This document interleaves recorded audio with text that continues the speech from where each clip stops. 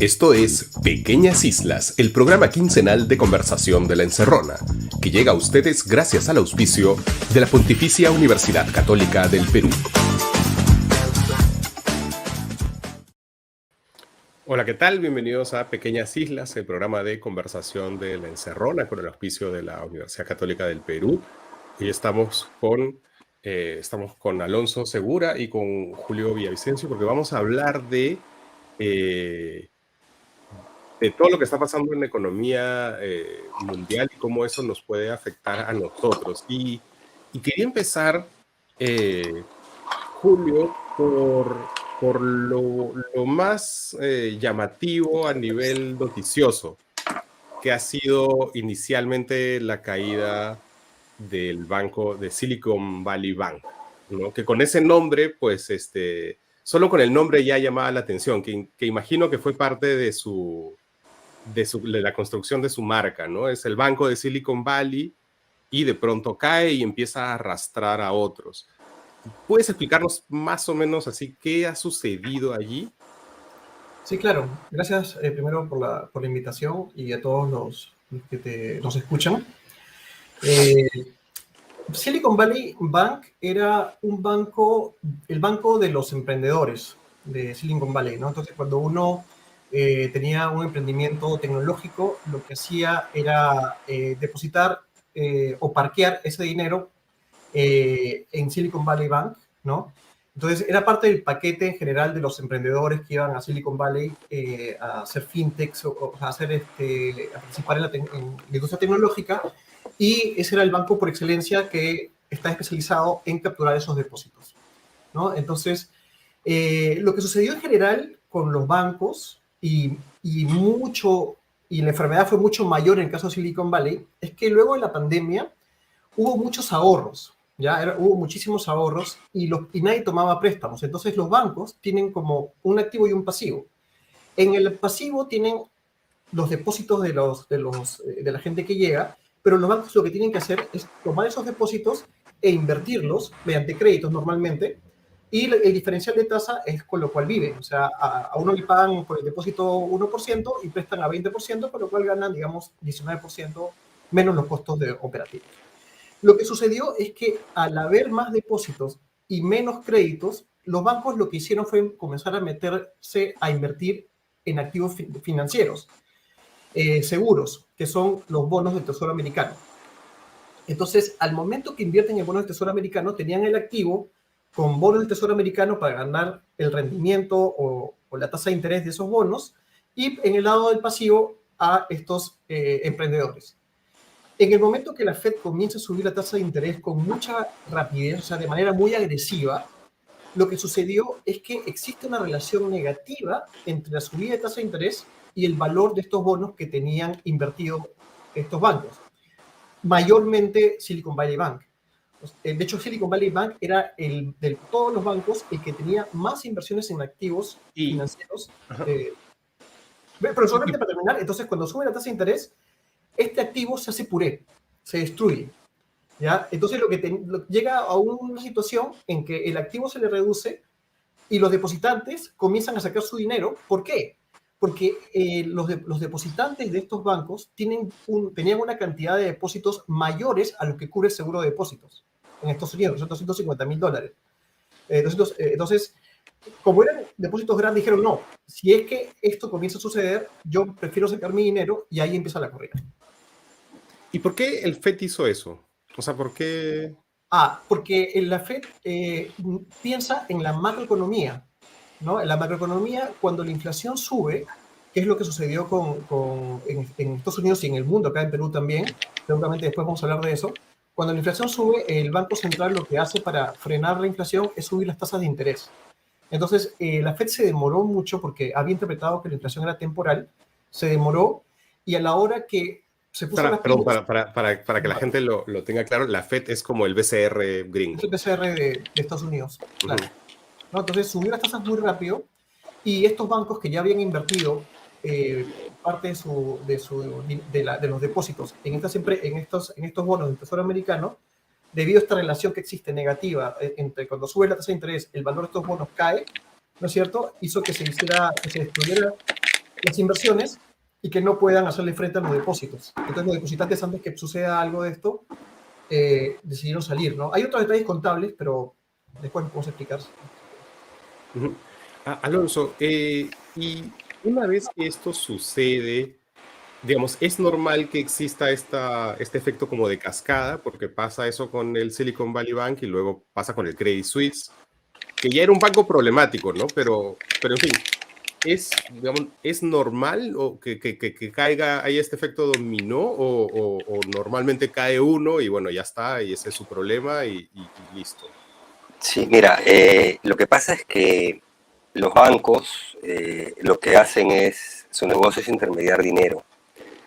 Entonces, ¿qué es lo que ocurre? Para ponerlo en simple, si tú vas a una bodega y quieres comprar una Inca-Cola y no la encuentras, y vas a la siguiente bodega y no encuentras Inca-Cola y no la encuentras, pues no pasa nada, no es que vas a entrar en el pánico de decir, no hay Inca-Cola, no voy a poder vivir, ¿no? Pero si tú vas a un banco y ves que en un banco están retirando el dinero y hay el rumor o el riesgo de que no te puedan pagar tus depósitos, ¿tú qué haces? Tú vas y retiras, ¿no? Entonces, lo que ocurre es que una forma clásica de crisis bancaria o crisis financiera se da por corrida, lo que dijo Julio. ¿Qué pasó? Tenían 100 en depósitos, 100 invertidos en bonos. Cuando suben las tasas, ese valor de los bonos cae, por ejemplo, el caso 80. Cuando los depositantes comienzan a retirar su plata, el banco no tiene 100 para pagarle, solo tiene 80 y se hace ese hueco. Entonces, cuando ocurre en un banco y comienzan a sacar y sacar, al final puedes quebrar el banco, ¿no? Por un tema de liquidez. O sea, que no tenga suficiente plata para cubrir, porque tiene que vender los bonos a 80 y quién cubre los 20. Pero en materia bancaria es muy sensible, porque la gente dice, si este banco no tiene plata y tiene problemas, ¿cómo sé yo que el banco del costado en que yo tengo mi plata no va a correr la misma suerte? Entonces comienzas a sacar del otro y del otro. Y esa se vuelve una corrida bancaria generalizada, una crisis bancaria.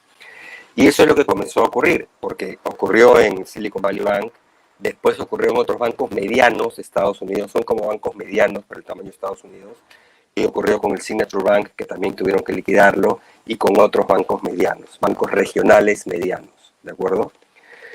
Es por eso que la Reserva Federal de Estados Unidos, el Banco Central de Estados Unidos, entra y dice, yo voy a cubrir los depósitos no solo por el monto de seguro de depósitos, voy a cubrir todo, tratando de contenerlo. Pero en este tipo de situaciones no todo es estrictamente racional.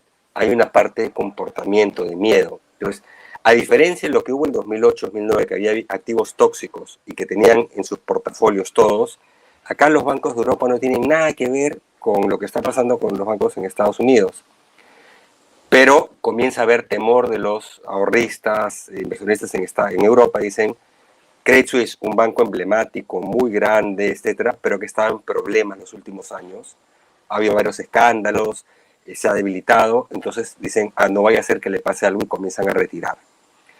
Y una corrida, aún a un banco solvente, te lo puede quebrar. Entonces, eso es lo que pasó básicamente con Credit Suisse, que tuvo que rescatarlo el gobierno suizo, ¿no?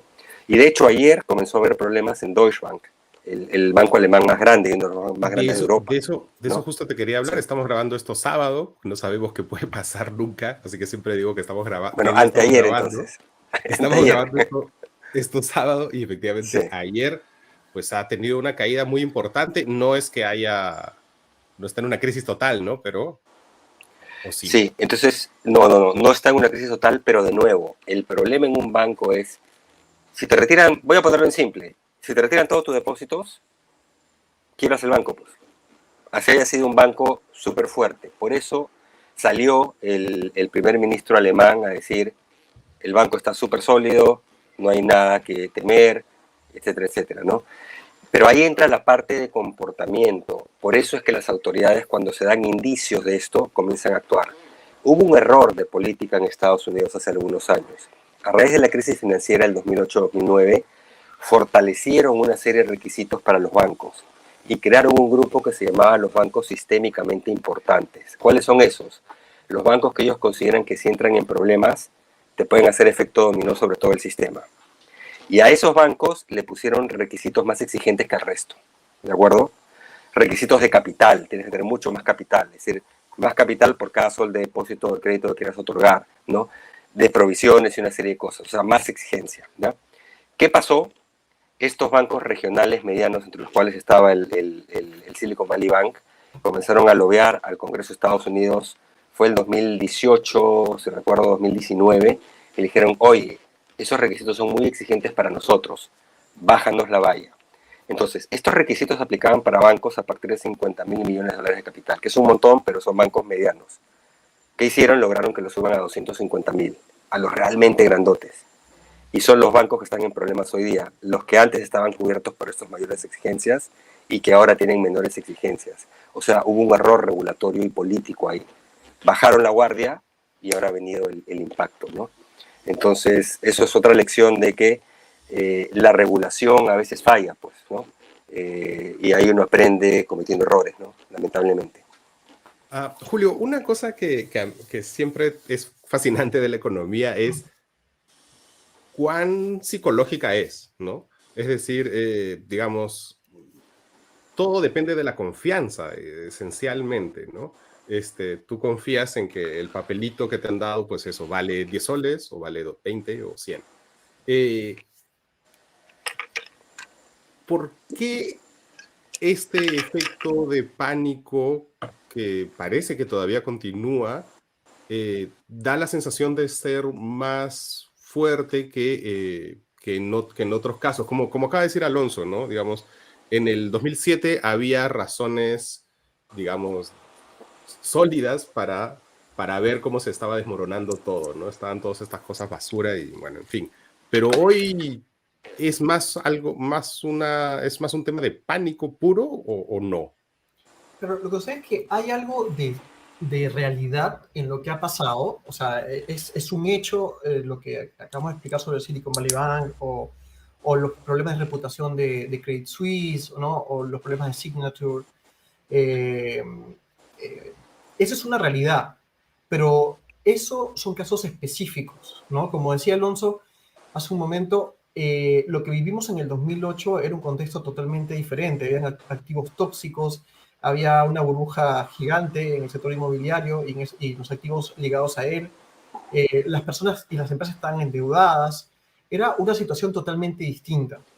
Aquí, como había una cantidad de liquidez bastante grande y los bancos están en una mejor posición, lo que ha sucedido ha sido más casos particulares en donde no se ha manejado bien, como explicamos antes, el tema del manejo de activos y pasivos, lo que se invierte, los depósitos, ha sido algo más particular, o en otro caso que prestaban invertían en criptomonedas o prestaban a empresas de criptomonedas. Esos son los que han sufrido, ¿no? Pero el mercado lo que teme es que en esta subida rápida de tasas está viendo quiénes son los más débiles para poder salir de ellos. Entonces, claro, uno cuando está en el mercado invirtiendo dinero, uno no quiere estar en los activos que son más riesgosos.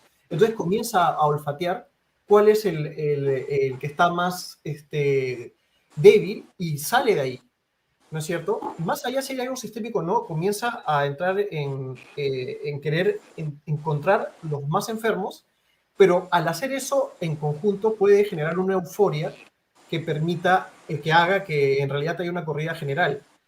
Para evitar eso, lo que han hecho los bancos centrales en general en el mundo y las autoridades es romper la euforia.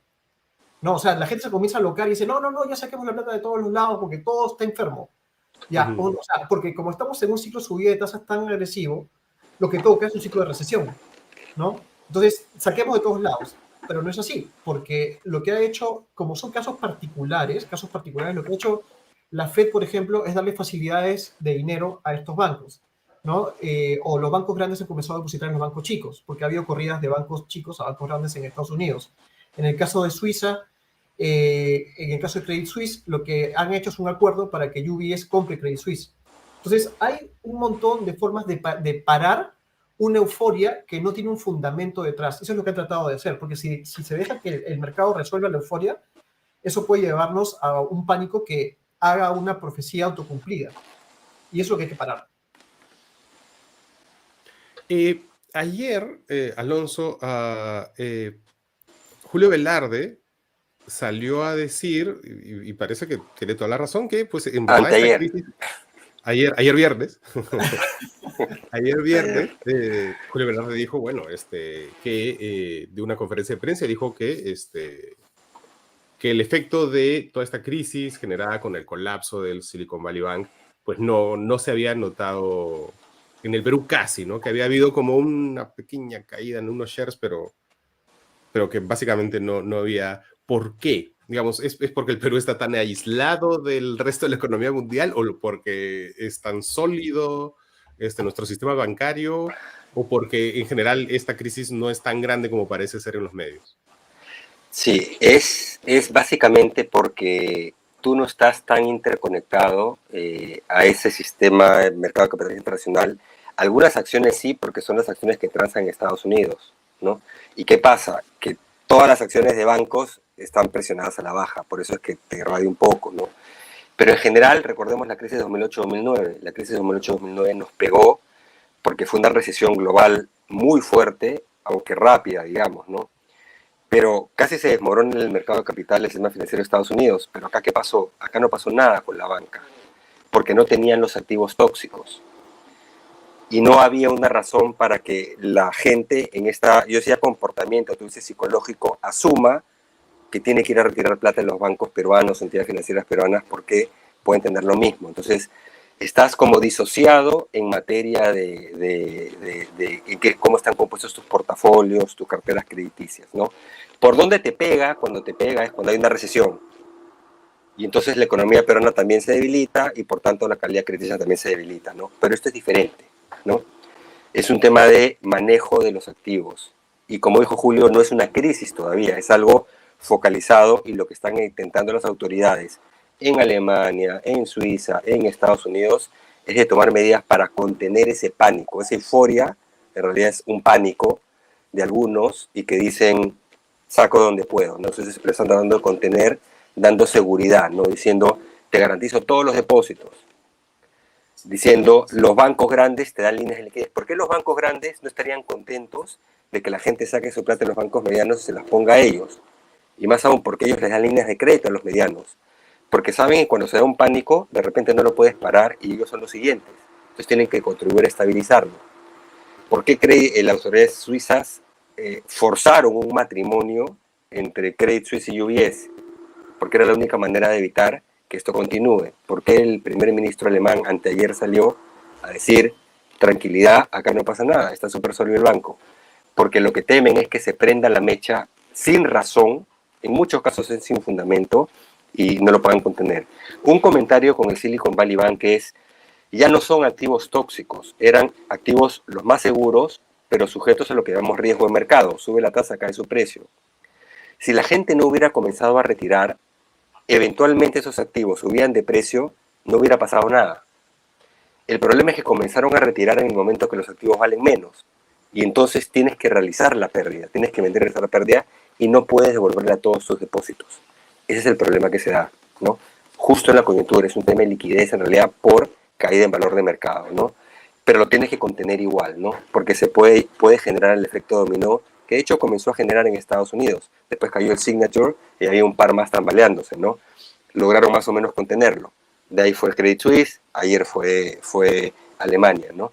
Entonces las autoridades están actuando diciendo hay pleno respaldo, no actúen psicológicamente con miedo, digamos, con pánico, ¿no? A ver, y esta pregunta es para los dos porque, y aquí yo confieso mi ignorancia, pero siento que ha habido como, de lo que yo he leído y entendido, siento que ha habido como dos aproximaciones distintas a los dos casos emblemáticos de estos días, ¿no? Al Silicon Valley Bank y al Credit Suisse.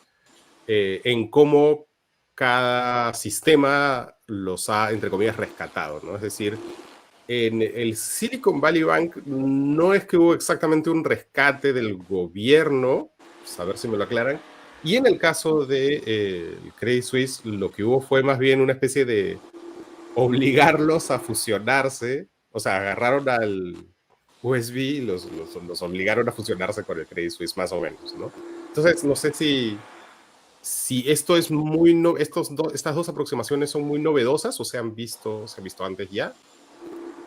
Si quieres yo, Julio, después complementas. ¿Ok? En realidad se ha visto antes. Lo que ocurre es que depende del tipo de situación, las autoridades, los entes regulatorios tienen que buscar la solución más adecuada. Obviamente a veces se pueden equivocar, pero recuerda, entonces dices, ¿por qué las autoridades suizas forzaron un matrimonio? Que un banco se compre al otro, si los obligaron, y Estados Unidos no. Recordemos que en la crisis de 2008-2009 Estados Unidos hizo mucho de eso, de matrimonios forzados. Entonces, no es que las autoridades de Estados Unidos tienen otra ideología regulatoria, lo hicieron en 2008-2009. Ahora, ¿por qué no lo hicieron? Porque lo que vieron es que el banco estaba tan débil y sus depósitos eran mayormente todos por encima de 250.000, porque como dijo Julio, eran emprendedores, o sea, eran básicamente empresas, no eran ahorristas, personas naturales. Era imposible ya la corrida como lo contengas, tenías que cerrar el banco. Entonces lo que dijeron es, el banco cierra sí o sí porque ya no tiene valor. Lo que yo voy a hacer es garantizar los depósitos de todos, para que no me lo saquen de otros bancos, ¿no?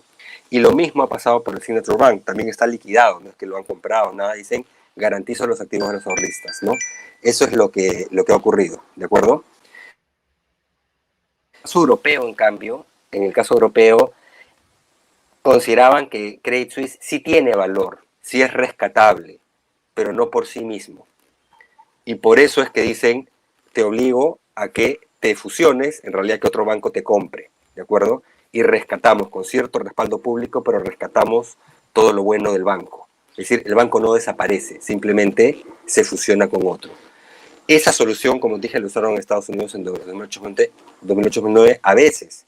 En otros casos dejaron también que quiebren.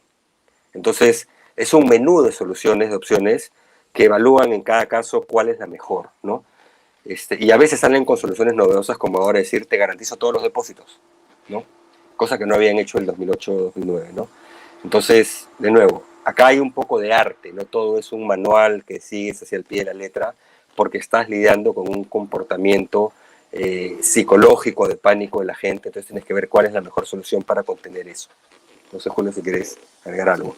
O sea, a lo que ha dicho Alonso agregaría lo siguiente, ¿no? O sea, lo que te dice la historia y la academia, ¿no? Los estudios sobre las crisis pasadas en el mundo. Lo que te dice es que una recesión con crisis bancaria es lo peor que puede pasarle a un país. Por eso que lo que tiene que hacer el sistema regulatorio, en el caso de Estados Unidos la Fed, en el caso de acá el Banco Central y la SBS, lo que tienen que hacer es generar un conjunto de incentivos para que nunca pase esto. O sea, cuidar de que nunca pase lo de Silicon Valley, por ejemplo, ¿no?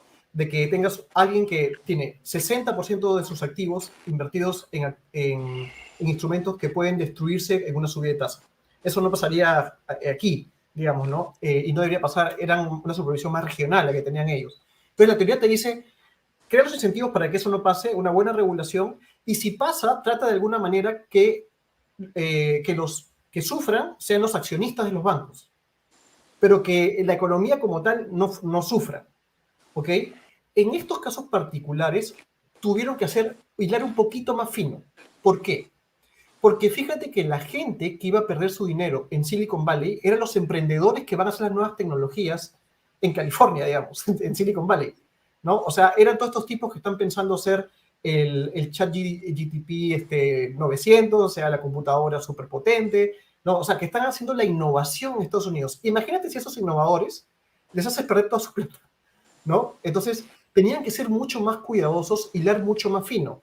En el caso de Signature, en el caso del otro banco, le prestaban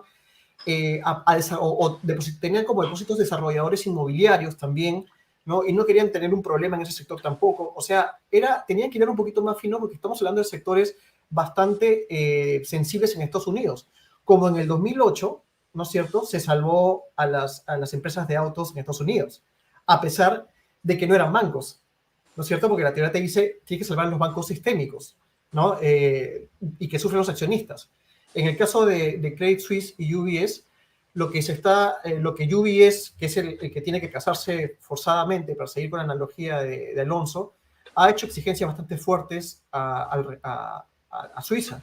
No es que se está casando tan fácilmente obligado. De hecho, mira, ¿sabes qué? Si vuelven a ellos a tener multas por algún tipo de falta de cuidado, no los quiero pagar yo, ¿no? O sea, y asegurarse de que los accionistas que dejaron que esto pasara tengan que asumir el costo de eso, ¿no? Entonces, es hilar fino sobre coyunturas particulares, ¿no? Para que no te afecte, primero, eliminar el pánico mediante las facilidades monetarias que han dado, que comenté antes, pero segundo, hilar fino para que no se afecten las personas que están generando tu innovación.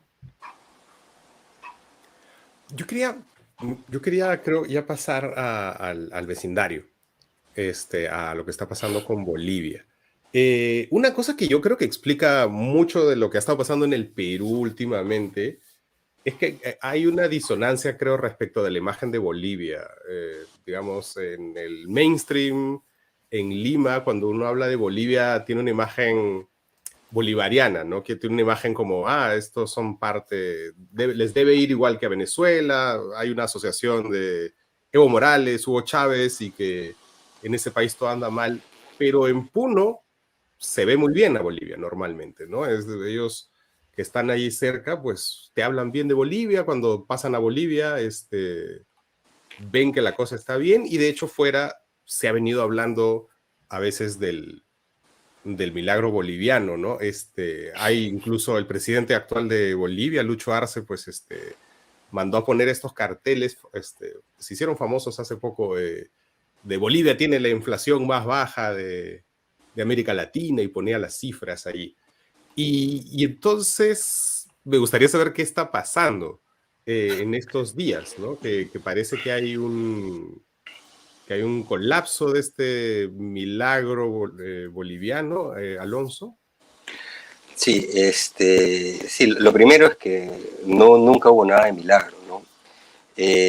Bolivia, en cierta manera, ciertas cosas era menos parecido a Venezuela, ideológicamente probable, pero más parecido a los malos manejos económicos de Argentina, ¿no? A un poco la muerte lenta.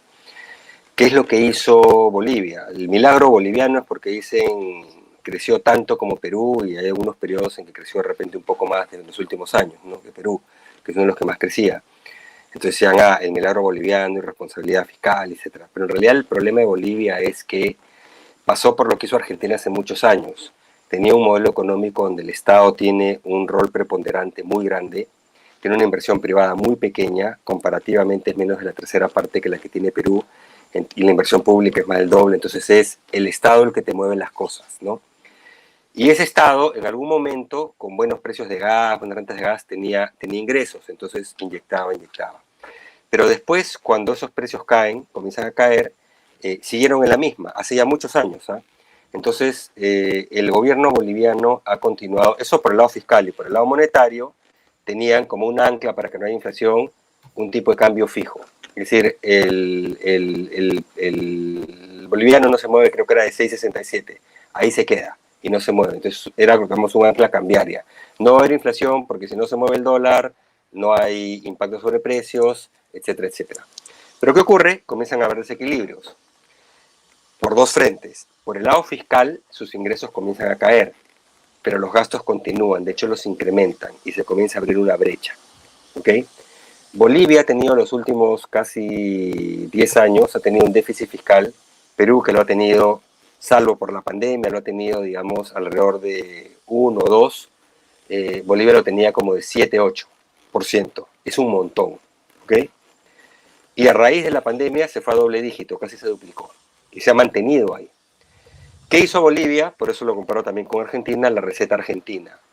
En la práctica, te estatizo tus fondos de pensiones. Los fondos privados de pensiones, las AFPs, que tienen otro nombre ahí, pero las AFPs, los obligaron a comprar bonos públicos. Eso también lo hizo Argentina. Argentina en su momento, antes de estatizarlos. Claro, ¿Okay? pero Así empezaron. ¿por qué Argentina la inflación se ha disparado y en Bolivia? Eso viene después, digamos, por otro tipo de manejos, ya lo podemos hablar, pero entonces el problema fiscal, ¿cómo lo resuelven? Dicen, no me alcanza la plata, pero quiero seguir gastando para sostener crecimiento y que no se den cuenta que esto no funciona y no se puede sostener en el tiempo. Entonces volteo y los fondos de pensiones se vuelven mi caja chica, que era caja grande. Que ahora en la práctica ya están abiertamente, los van a estatizar, ¿ok? Pero tampoco les alcanza. ¿Y qué pasa por el otro lado? El tipo de cambio manteniéndose fijo, aún con inflación baja, pero inflación que se va acumulando por años, le quita competitividad al sector exportador y te encarece las importaciones. Entonces te comienza a generar un desequilibrio externo. porque no entran suficientes divisas al país. Entonces también fueron perdiendo el Banco Central, perdía divisas, tenía un desangre, como un desangre lento, que ha ido acelerando. Entonces, hoy día, ¿qué le pasa a Bolivia? Lo que muchos habíamos dicho, el modelo boliviano, ese milagro no tiene nada de milagro. Están artificialmente sosteniéndolo, consumiéndose divisas del Banco Central y consumiéndose el futuro del país, que son los ahorros para pensiones de la gente, que es lo que hizo Argentina en su momento. Y eventualmente eso va a terminar explotando, que es lo que está pasando en este momento, ¿de acuerdo?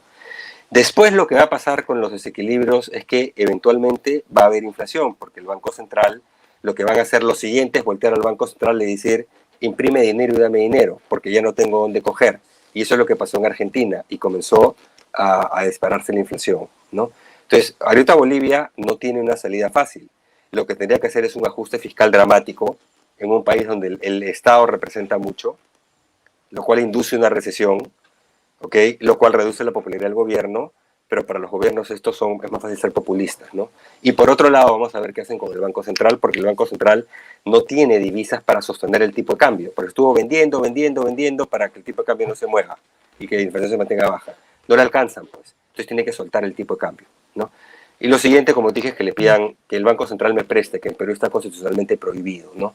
Entonces ya tienen la crisis fiscal y externa clásica de los países de América Latina que hemos tenido durante décadas en el pasado y que en estas décadas han tenido países como Venezuela, Argentina, todos los salvas, digamos, los salvas del mundo, que de milagro no tienen nada. Es malos manejos solo hasta dónde me dura la gasolina. Y a Bolivia se le está acabando. La pregunta es por qué duró tanto, porque al menos tal como lo pone Arce, el presidente de Bolivia, casi es, si no hubiera habido guerra con Ucrania, ni siquiera pandemia, sino la guerra de Ucrania, estaríamos todavía bien. Julio, ¿tú coincides con Arce? Yo sí, coincido con Alonso. Yo creo que fue un milagro efectivamente ver cómo un país con una gran oportunidad de salir adelante por la cantidad de gas que tienen en un barrio donde no tienen gas y tienen que traer gas de Europa, digamos, o sea, con un demandante como Chile, como Argentina, como Brasil, o sea, tener vecinos que demandan gas y tener el poder hacer, o sea, el milagro es cómo hicieron para no manejar esa oportunidad y más bien tirar el dinero al agua. ¿Por qué te digo eso? A ver, una forma como los políticos pueden generar la falsa sensación, el espejismo de tranquilidad en sus ciudadanos es mantener el tipo de cambio fijo. Pero eso es lo peor que se puede hacer en el mediano plazo. ¿Por qué? Porque el tipo de cambio fijo se mantiene con reservas. En lo que el gas generaba era divisas, ¿ya? Pero si tú tienes un déficit fiscal, como el que menciona Alonso, altísimo, y tienes un tipo de cambio fijo, lo que significa al final es que las reservas que estás acumulando con el gas las comienzas a gastar en mantener el tipo de cambio fijo. ¿Cómo es esto? La gente comienza a demandar dólares, ¿no es cierto? Para comprar las importaciones, imagínate, o inversión de fuera. Entonces, cuando demanda dólares, el tipo de cambio sube. Lo que hace el Banco Central para que no suba es tomar de las reservas y sacar las reservas y tirar los dólares, o sea, ofertar los dólares para que la gente pueda tener los dólares que necesita. Pero, ¿qué pasa? Las reservas se te van cayendo. Y cuando el mercado o las personas ven que las reservas de un país comienzan a caer a un umbral peligroso, comienzan a sacar su dinero. Entonces las inversiones comienzan a salir, las personas comienzan a ir a los bancos a comprar dólares y eso presiona más el tipo de cambio. ¿Qué tiene que hacer el Banco Central? Quemar más reservas. Entonces, todo el boom que pudieron hacer de verdad con el gas que tenían, con las reservas de litio y todos los recursos naturales que tiene Bolivia, lo tiraron al agua para mantener un tipo de cambio artificialmente fijo que ya no van a poder mantener, ¿no es cierto? Y tener la tranquilidad política, pero eso va a generar un costo gigante, una pérdida de oportunidad. Nosotros, mal que bien en Perú, ¿no? Con todos los defectos que podamos tener durante el boom del cobre y del oro, durante el ciclo de commodities, con la expansión de China, lo que tratamos de hacer es ordenar las cuentas fiscales, la política fiscal, ordenar la política de endeudamiento, tratar de eliminar la deuda externa, reducir los déficits fiscales. A pesar que teníamos un montón de plata, tratábamos de reducir los déficits fiscales, pagar la deuda de tal forma que hoy día somos el país de la región con la menor deuda con porcentaje del PBI de todos, incluido de Chile. O sea, es una cosa que nunca lo era pensable acá hace 20 o 10 años. Y tenemos el nivel de reservas más altos como porcentaje del PIB también. O sea, estamos súper protegidos en un entorno donde todos que comenzaron a hacer locuras, ¿no es cierto? Un país petrolero que ya no es petrolero, un país de carne que ya no produce carne, que ya no exporta carne, o ya no produce carne como antes, la gente se muere de hambre, ¿no? Un país que tiene gas en un barrio que la gente quiere gas y que lo usa para tirarlo al río, ¿no? O sea, digamos que hemos aprovechado ese boom de una mejor manera. ¿Y eso por qué?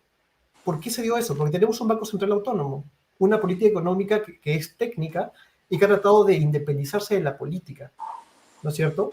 Pero bueno, pero hay otras cosas como las instituciones, incertidumbre que también impacta negativamente, que ya podemos conversarlo después, pero la parte económica, supimos de alguna manera aprovechar el boom. Eso es lo que no ha pasado con Bolivia. Por eso digo... No, dale. Sí, por eso digo que es el milagro de no saber aprovechar tantos recursos naturales a su favor. Sí, solo para rematar eso, lo que ya concluyó Julio, un par de comentarios. ¿Ya? Lo primero es, en realidad lo siento mucho por la población de Bolivia,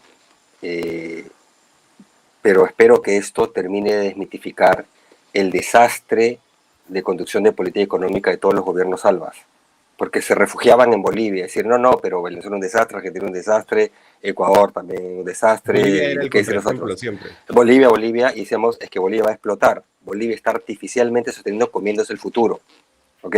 Y eventualmente va a explotar. Y está explotando, ¿ok? Entonces era simplemente hasta dónde le dura la gasolina, era evidente, pero para la gente a veces no. Bueno, ahora supongo que ya espero que sea evidente, ¿no? No es Ucrania. Y lo segundo, ¿por qué dice que es por Ucrania? Porque acá los grandes responsables no solo es Evo Morales, el segundo gran responsable es Arce, el actual presidente, porque él fue el ministro de Economía y Finanzas de Bolivia durante gran parte del gobierno de Evo Morales y es presidente ahora donde se ha desencadenado la crisis que ya venía gestándose desde esas gestiones. Entonces, obviamente va a tener que culpar a los marcianos si fuera posible, porque él es el gran responsable, ni siquiera solo políticamente como presidente, sino como ministro de Economía por casi todo el periodo en que se gesta todo esto, el diseñador de este desastre y el ejecutor de este desastre. ¿Y este desastre en Bolivia puede tener repercusiones para Perú? No, nada. De repente para Puno, sí, puede ser, pero para el Perú, no. Bolivia es un país muy pequeño, muy poco insertado al resto de la región, un país que no tiene acceso, dicho ese paso, no tenían acceso a mercados, ninguno de los albas tiene acceso a financiamiento de mercados internacionales. Bolivia, el de mejor calificación crediticia, creo que es B-, o algo por decirlo, está como, no sé, 8 peldaños por debajo de Perú. O sea, son un desastre, en verdad, siempre lo han sido. Eso que sea un milagro, no sé dónde lo sacaban. Entonces, no es económicamente relevante para Perú. Lo que sí puede ocurrir es que si se estabiliza Bolivia, esa supuesta prosperidad que había Puno de cómo está Bolivia empeore, que los contrabandos que entran y salen y todas las actividades delictivas irradien más a Perú. Eso podría ocurrir, ¿no? Pero digamos, macroeconómicamente hablando, Bolivia no representa nada en la región. Muchas gracias. Les quería agradecer solo para cerrar ya esta conversación. Quería regresar al informe de Julio Velarde de ayer viernes, en el que, bueno, se rebajó la mayoría de proyecciones para la economía peruana para este año, ¿no? Pero no sé hasta qué punto, porque en verdad creo que ya en la pandemia estamos acostumbrados a que el BCR salga a bajarnos las expectativas siempre. No sé si esto es realmente tan malo o es lo que se esperaba. Ustedes, no sé si han tenido la oportunidad de ver lo que se proyectó ayer. Sí. Si querés, no, si querés tú, no sé, yo te complemento. Mira, sí, a ver, las proyecciones oficiales, tanto Banco Central como Ministerio de Economía y Finanzas, están, uno, por encima y continúan estando por encima de las expectativas de consenso, digamos, de analistas, ¿de acuerdo? Y dos, están por encima de la velocidad a la que viene creciendo la economía peruana. La economía peruana, si algo no cambia, va a crecer a las justas 2%, si no es menos. Los números del año pasado, ¿qué te decían? La economía peruana creció 3,7 el año pasado. Sí, o 3,67, pero eso fue en promedio. La segunda mitad del año creció solamente 1,8, menos de la mitad. El último trimestre 1,7, en diciembre 0,9 y en enero recesión, menos 1,12. ¿Okay? Claro, por protestas y enero, etc. Pero la velocidad de la economía peruana venía así. Y si tú analizas los comportamientos de los agregados de gasto, el consumo privado el año pasado cerró en menos de la mitad de cómo empezó el primer trimestre. ¿Okay? La inversión privada cerró en negativo, también yendo para abajo, ¿no? Y así. Entonces, la velocidad crucero de la economía peruana en este momento es muy por debajo inclusive de la nueva proyección del Banco Central. Entonces, era esperable que el Banco Central ajuste, ¿de acuerdo? Las entidades públicas tratan de ser, no sé cómo ponértelo, si hacen bien su trabajo, realistamente optimistas. Es decir, dentro del rango de las posibilidades se van a ir al lado optimista. Si hacen bien su trabajo, ¿no? Creo que el Banco Central trata de no hacerlo. A veces se van muy por encima y ya no es creíble simplemente, ¿no? Pero yo creo que no, que la situación de crecimiento es débil, ¿de acuerdo? Hay riesgos externos, no eran malos precios de materias primas, una mala situación. Esto, la inestabilidad financiera te afecta a las subidas de tasas que todavía continúan, obviamente te restringen crédito, etcétera, y te afecta, incluidas las de subida del Banco Central de Reserva del Perú, etcétera. Entonces, va a ser un año de bajo crecimiento. Podemos discutir décimas más, décimas menos, si es que la situación se complica o si inesperadamente mejora, yo lo veo difícil. Lo importante acá es tener en cuenta que va a ser un año de crecimiento lento, 1, bajo, 2, ojalá la inflación sí debería comenzar a descender en el segundo trimestre del año y hacia final de año el Banco Central, en línea con ese descenso de inflación y expectativas de inflación, probablemente comience a bajar la tasa y el próximo año la baje más rápidamente, lo cual ayude un poco más a la economía. Pero ahorita el Banco Central tiene que enfocarse en inflación, ¿no? Y el gobierno tiene que tener cuidado y ser cauto de que no puede meter impulsos fiscales grandes porque no tiene el espacio, ¿ok? Y está queriendo créditos suplementarios ahora en marzo, es un tema técnico. Si quiere créditos suplementarios en marzo ahora, ¿cómo va a ser en septiembre? Entonces hay que tener mucho cuidado. Tiene el gobierno que hacer repriorizaciones de gasto, no decir todo es adicional y saco plata de donde no hay, ¿de acuerdo? Pero esa es la situación. Entonces, sí, se esperaba que el Banco Central actualice sus previsiones a la baja, es lo que ha hecho moderadamente, ¿ok? Yo creo que va a ser un poquito más bajo que eso, pero algo más bajo, pero de nuevo veremos qué pasa, estamos recién en marzo, ¿no? Dale, Julio. Sí, yo coincido con Alonso. El Banco Central tiene que tratar de sostener las expectativas del mercado y por eso, al igual que el MEF, siempre tiene que ser más optimista que la realidad, ¿no? Ahí Alonso ha sido ministro de Economía, él sabe bien cómo uno se trata de manejar las expectativas. La realidad es que las expectativas de los inversionistas está bien deprimida, ¿no? Y está fluctuando alrededor de la contracción. Entonces, eso genera que la inversión privada este año sea probablemente bastante más negativa que el 0,5% que ayer mencionó, bueno, que Julio Velarde mencionó el viernes, ¿no? Y eso probablemente haga que el PBI sea más bajo que el que ha mencionado ayer, ¿no? Es difícil lograr el 2,6, lo veo difícil a menos que haya un cambio importante. Y bueno, en la inflación también, ¿no? Está la gripe aviar, luego los resultados de lo que puede hacer un probable niño, que puede costarle también algunos puntos básicos al PBI. Y como mencionaba Alonso, claro, el Banco Central trata de hacer su mejor trabajo, el Ministerio de Economía trata de hacer el mejor trabajo, pero como escribíamos con unos colegas en un paper que se va a publicar ahora este año, en mayo, el problema es que las instituciones también pesan, juegan un partido muy importante, ¿no? Y mientras que esas instituciones y la incertidumbre no baje, los inversionistas no van a querer hacer planes de largo plazo y eso va a explicar en parte la caída de la inversión privada y probablemente también la caída en el consumo, si es que la hay, pero más la inversión privada. Y eso impacta sobre... Entonces necesitamos predictibilidad y lo que viene en los siguientes meses va a ser clave. No, más allá de los esfuerzos técnicos que pueda hacer el Banco Central o el Ministerio de Economía, yo creo que hay que recomponer, reestructurar la institucionalidad, la confianza en los líderes, ¿no? Como te dije antes, el Perú está blindado por todas partes, pero necesitamos, ya, ok, estoy blindado, ya tengo mi defensa muy bien, ahora quiero los delanteros, ¿no? Y los delanteros son los que nos van a llevar a hacer los goles, ¿no? Y eso es lo que yo creo que ahorita Perú está. O sea, estamos en una situación con buena defensa, no nos van a meter una goleada, pero necesitamos hacer goles también, porque los partidos se ganan con goles. En una Solo para... situación... Sí, Marco, solo quería redondear algo que dijo Julio, que creo que es importante.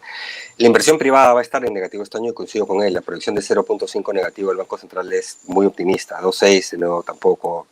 Por eso dije, vamos a estar más en torno al 2. Ojalá, ¿no? Pero un comentario es pobreza. Lamentablemente, el año pasado, cuando tengamos cifras de pobreza, la pobreza va a haber subido.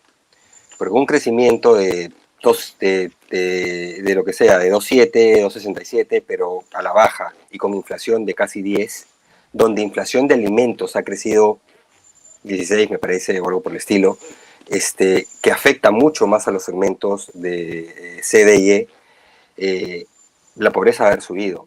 Y con un crecimiento este año que se dé 2, 2.5, lo que fuera, no es suficiente para reducir pobreza. Entonces probablemente este año también suba la pobreza. ¿De acuerdo? Entonces, el empleo, la generación de empleo, sobre todo empleo adecuado, que es criterio económico, o empleo formal, es muy débil. Los indicadores de calidad de empleo son bastante peores de lo que eran en el 2019 antes de la pandemia. El subempleo se ha disparado. Hay dos bases de datos de empleo formal e informal, pero de acuerdo a la más creíble, el empleo, si no corriges temas administrativos, de registro, de sinceramiento, el empleo formal también ha caído. Todo el empleo que se ha generado después de la pandemia, el que se perdió, ha sido en empresas de menos de 10 trabajadores, porque las empresas de más de 50 han despedido 400.000 personas. Entonces, tienes un problema de pobreza creciendo y tienes un problema de mercado laboral muy débil y que está generando empleo de muy mala calidad. Entonces, de esto no vamos a salir con impulso de gasto público.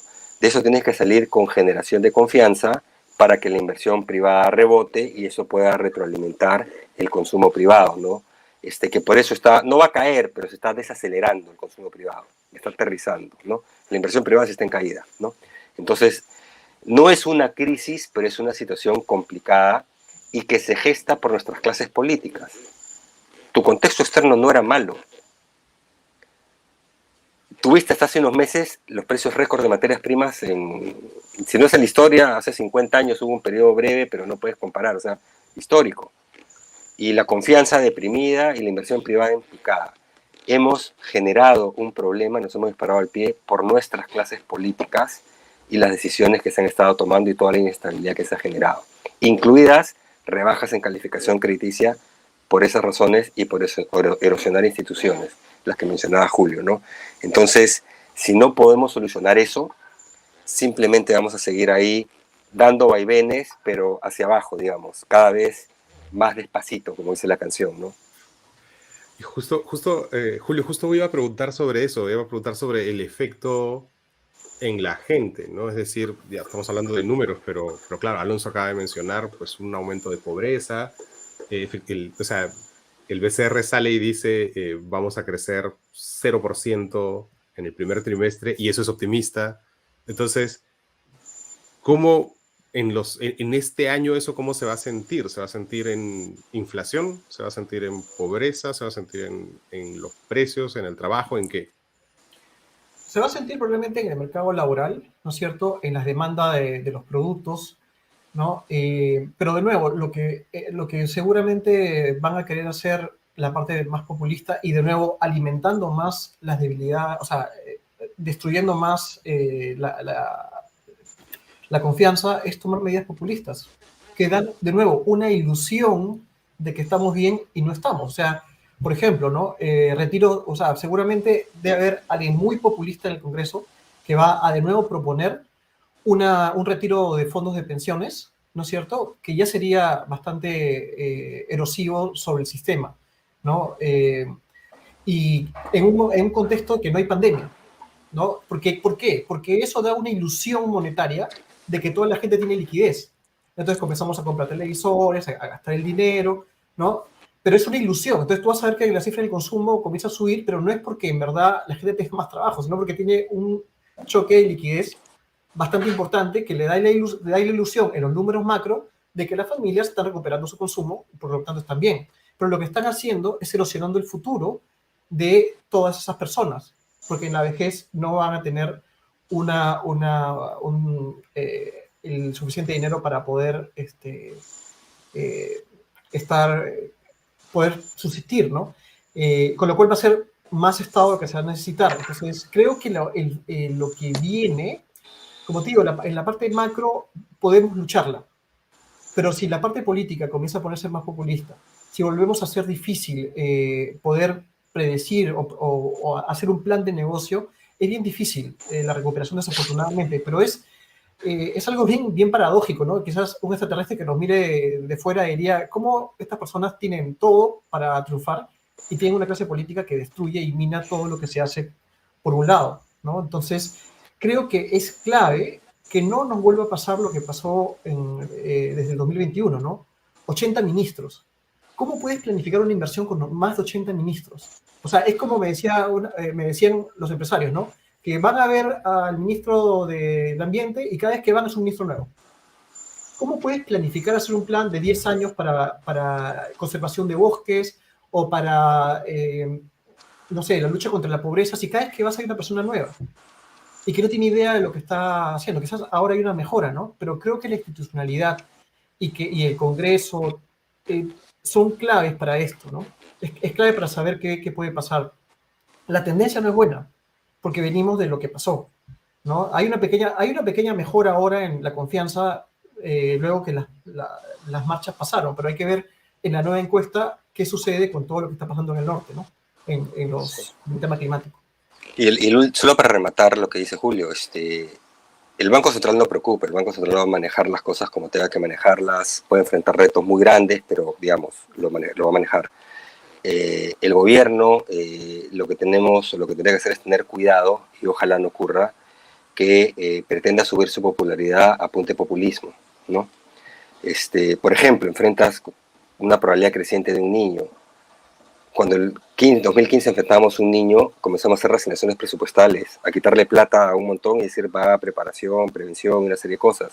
Acá creen que todo es adicional. Ya comenzaron con ese chip de voy metiendo adicional, adicional, adicional, y esa tampoco es la manera de manejar las cosas. ¿Cómo que Entonces, adicional? eso es el término crédito suplementario. Dice, agarro mis ahorros de los que tengo ahí disponibles, mando una ley y me agarro la plata. Reserva secundaria de liquidez, terma técnico, una que está ahí, que no tiene ese fin, me la voy a agarrar para poder gastar más en esto, en esto, en esto, en esto. Y estamos en marzo. Hay que tener cuidado. Lo que no se ve es una voluntad de repriorización, decir, mejoro la calidad de gasto, estas partidas no son esenciales, las poso ahora que tengo niño y tengo que estar partidas. No, todo es gasto más porque así voy a tener más apoyo político de regiones, de alcaldes o de la gente. Hay que tener cuidado. No digo que ya esté ocurriendo a gran escala, pero ya se ven algunos síntomas de eso. El otro día la presidenta escuchaba, va y dice a los gobernadores regionales, pídanme plata y el ministro de Economía se los va a dar. Yo no soy ministro de Economía, pero a mí me hacían esa y no iba a haber plata. O sea, o voy a haber otro nuevo ministro, una de dos, pero así no se manejan las cosas. Entonces hay que tener mucho cuidado con caer en estos delices de todo se va a resolucionar con más plata, ¿no? Porque no va a ser así, no debe ser así. Tenemos que mantener esas fortalezas que teníamos. ¿Se necesitan programas focalizados de ayuda a los damnificados, a la gente pobre?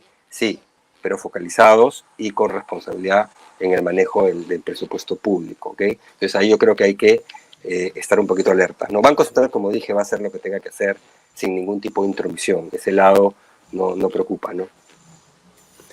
Yo quería dejar una última pregunta para el que la quiera chapar, que tiene que ver con que en los primeros años de este siglo, y probablemente Alonso haya sido testigo de eso, había un punto en el que el drama político no impactaba tanto en la economía. Había un impacto siempre evidente, pero la economía aguantaba. Y eso se nota más, obviamente, desde el gobierno de Castillo, pero ya venía desde antes. Quizás la pandemia, no lo sé. Llegó un punto en el que la inmadurez política ha empezado y sigue golpeando muy fuerte a la economía. ¿Cómo hacer para volver a separarlos? ¿Se puede volver a separarlos? No sé, Julio, tú si quieres o yo, como prefieras.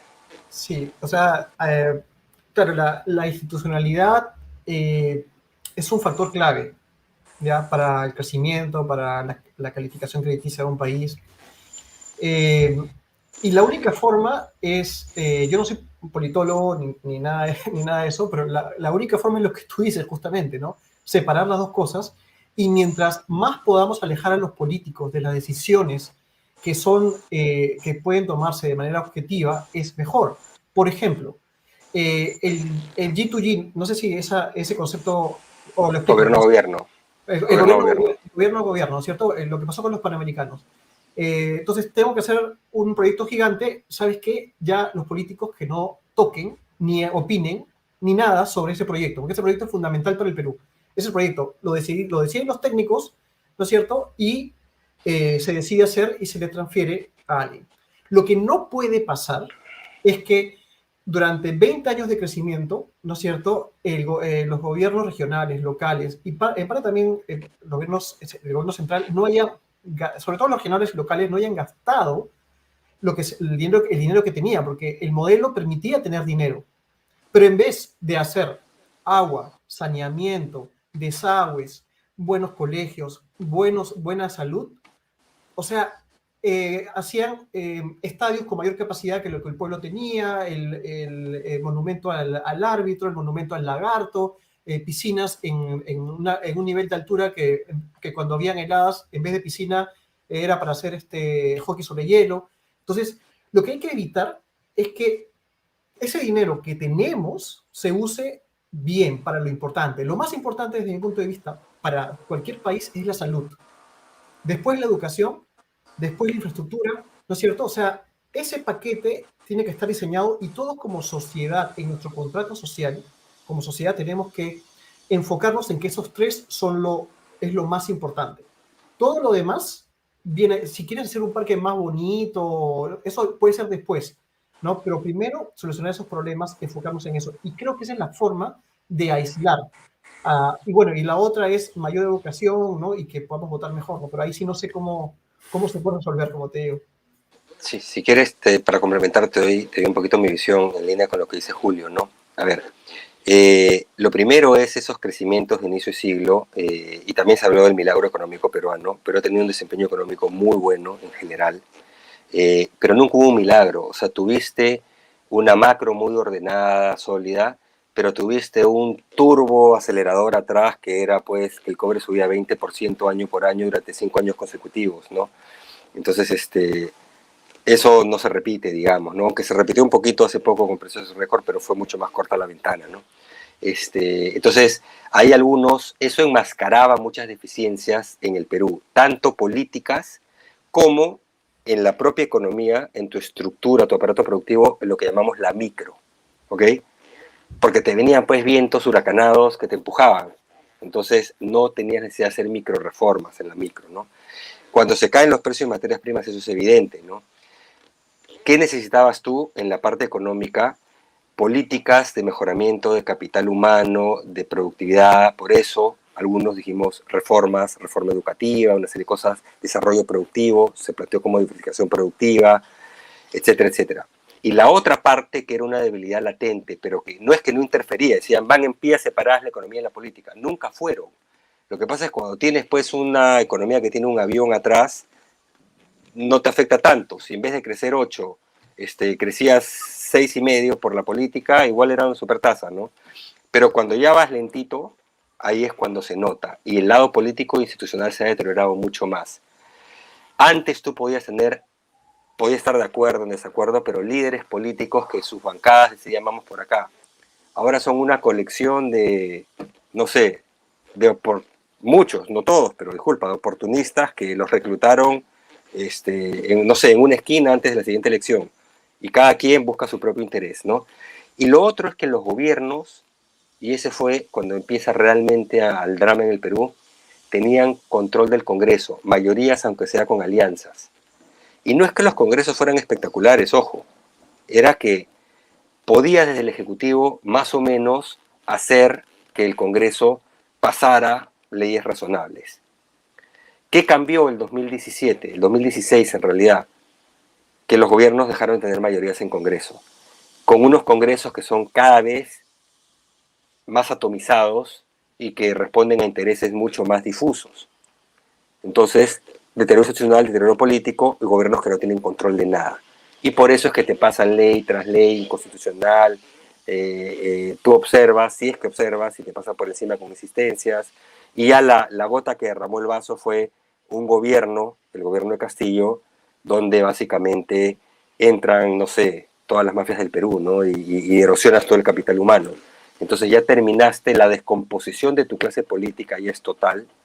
Y tus agendas de mejoras debilitan la reforma educativa, se debilita la reforma de desarrollo productivo. OCDE, la agenda OCDE que se lanzó en la época que estaba en el gobierno, era justamente fortalecimiento institucional y de gobernanza pública. Era eso. Está en el limbo, ahora nos invitan por todo lo que hizo en el pasado a que continuemos. ¿Pero tú crees que estamos avanzando en eso? Eso lo dejo como pregunta. Entonces, tenemos que retomar una agenda pública, público-privada de largo aliento, donde tiene que estar en el centro, y coincido con Julio, es un tema de politólogos, un fortalecimiento institucional y de la clase política, porque con eso, como está, digamos, la economía va a estar constantemente, digamos, sometida a los vaivenes de la política, ¿no? Ese te diría que es el diagnóstico de cómo lo veo, ¿no? Muchas gracias Alonso, muchas gracias Julio. Hemos volado un poco de tiempo, pero ha valido la pena porque ha estado muy bien esta charla, muy didáctica. Gracias a los dos, gracias a los que nos han estado viendo. Y ya saben que si quieren participar en Pequeñas Islas, inscríbanse a nuestro Patreon. Nos vemos dentro de 15 días. Chau, chau. Gracias. Nos vemos.